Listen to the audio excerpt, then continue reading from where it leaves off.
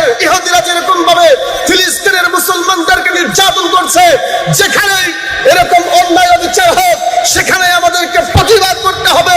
আমরা প্রতিবাদ করব। আমরা প্রতিবাদ জানাই না, শুধু আমরা চ্যালেঞ্জ করতে চাই। এই বাংলাদেশে লক্ষ লক্ষ যুবক তৈরি আছে, আমরা দেখতে পারি যে যুবকরা তৈরি, তারা শুধু অপেক্ষায় আছে আমাদেরকে ফিলিস্তিন পর্যন্ত এবং ইন্ডিয়া পর্যন্ত যেখানে অন্যায় হয় সেখান পর্যন্ত আমাদেরকে যাওয়ার রাস্তা দেখায় দেন, রাস্তাটা খুলে দেন, আমাদেরকে সুযোগ করে দেন। লক্ষ লক্ষ যুবক আছে যারা শাহাদাত পূরণ করার জন্য এক পায়ে খাড়া। কথা বলেন ঠিক না বেঠিক? কোন নেতা কোন নেত্রীর কথা আমরা শুনতে চাই না।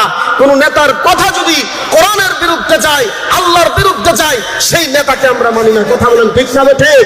আমরা তো এমন নেতাকে মানি যে মদিনাওয়ালা, সেই মদিনাওয়ালার কথা আমরা মানি।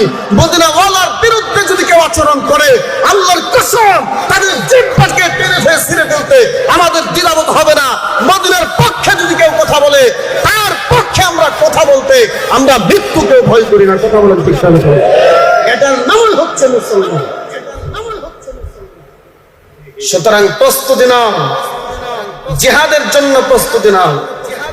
এই যে কথা বললাম, আজকে দেখবেন কিছু মানুষের শরীরে চুলকানি উঠবো, বিকাল বেলায় ফোন দেওয়া শুরু করবো, হুজুর আজকে এমন গরম বয়ান দাই দিলেন।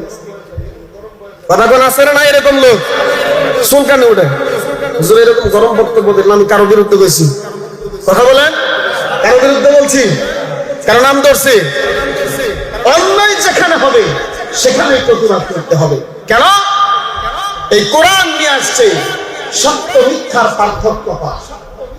এজন্য পবিত্র কোরআনুল কারীমের সূরার নাম হচ্ছে সূরা ফুরকান। ফুরকান এটা হচ্ছে একটি সূরার নাম। ফুরকান শুধু সূরার নাম নয়, বরং পবিত্র কোরআনুল কারীমের 55 থেকে 92টি নাম উল্লেখ করেছেন মুফাসসিরগণ। এর মধ্যে 5টি নাম আছে প্রসিদ্ধ।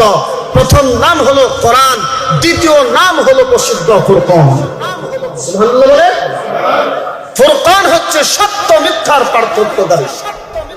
সুতরাং সত্য মিথ্যার পার্থক্য করতে যে আমাদেরকে যদি জীবন দিতে হয়, ইসলাম প্রতিষ্ঠিত করার জন্য জীবন দিয়ে দেব, কারো কোনো বাধা মানবো না। কথা বলেন ঠিক না? এই জন্য প্রতিবাদের শুরুটাতে হবে। মুসলমান ভাইরা আমার, যারা এইভাবে প্রতিবাদ করবেন, জিহাদের ময়দানে ঝাঁপায়া পড়বেন, তাদের এক নাম্বার, তাদের দুনিয়ার মধ্যে একটা পুরস্কার হচ্ছে তাদের মৃত্যুর যন্ত্রণা হবে না। বলেন সুবহানাল্লাহ। 2 নাম্বার পুরস্কার হচ্ছে জান্নাতে এদের জন্য। জান্নাতের মধ্যে এমন কিছু নিয়ামত দেওয়া হবে যা অন্য কাউকে দেওয়া হবে না।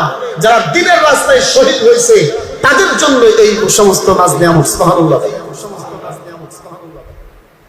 এরপরে আল্লাহ তাআলা আরেক আয়াতের মধ্যে বলেন,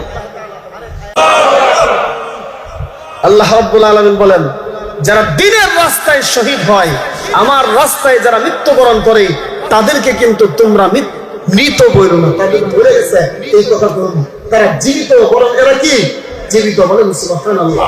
এরা জীবিত, কিন্তু তোমরা বুঝতে পারো না, সেই বোঝার ক্ষমতা তোমাদের নাই।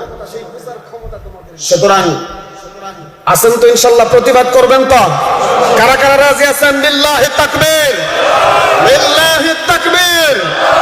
যেখানেই প্রতিবাদ, যেখানেই কোনো অন্যায় অবিচার দেখবো, সেখানেই আমরা প্রতিবাদ করব। কথা বলেন ঠিক না ঠিক? দিনের জন্য আমরা শাহাদাত বরণ করতে রাজি আছি। তারপরেও আমরা চাই ইসরায়েল বেঈমান ইহুদিদের মতো কুলাঙ্গার যারা, এবং হিন্দুস্তানের, ইন্ডিয়ার যারা মুসলমানদেরকে, যেই সমস্ত হিন্দুরা নির্মমভাবে হত্যা করছে, ইসরায়েলের ইহুদিরা যেরকম ভাবে ফিলিস্তিনের মুসলমানদেরকে নির্যাতন করছে, যেখানে এরকম অন্যায় অবিচার হোক সেখানে আমাদেরকে প্রতিবাদ করতে হবে। আমরা প্রতিবাদ করব। আমরা প্রতিবাদ জানাই না, শুধু আমরা চ্যালেঞ্জ করতে চাই। এই বাংলাদেশে লক্ষ লক্ষ যুবক তৈরি আছে, আমরা দেখতে পারি যে যুবকরা তৈরি, তারা শুধু অপেক্ষায় আছে আমাদেরকে ফিলিস্তিন পর্যন্ত এবং ইন্ডিয়া পর্যন্ত যেখানে অন্যায় হয় সেখান পর্যন্ত আমাদেরকে যাওয়ার রাস্তা দেখায় দেন, রাস্তাটা খুলে দেন, আমাদেরকে সুযোগ করে দেন। লক্ষ লক্ষ যুবক আছে যারা শাহাদাত পূরণ করার জন্য এক পায়ে খাড়া, কথা বলেন ঠিক না বেঠিক?